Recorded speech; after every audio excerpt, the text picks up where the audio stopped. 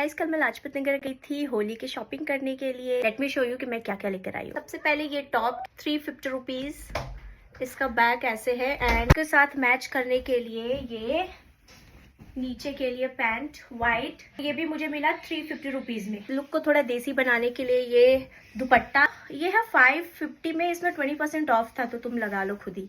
उस शॉप में एक और दुपट्टा था, बहुत ही एस्थेटिक लगा मुझे। ये मैं नॉर्मल डेज पे यूज करूंगी, like this white tank top के साथ एंड जीन्स एंड ब्लैक पे भी अच्छा लग रहा है। 950 रुपीज का, इसमें भी 20% ऑफ था। पर 2 सनग्लासेस क्योंकि होली पे तो चाहिए, अच्छा लग रहा है ना। ये भी 300 और ये भी 300। लास्ट में मैंने लिया है ये घुंघरू बैंगल्स 150 रुपीज के 4। कितना सुंदर है। होली पे डॉग्स को क्रेमेट लगाना वो डरते हैं, पता है ये बात। हैप्पी होली। बाय।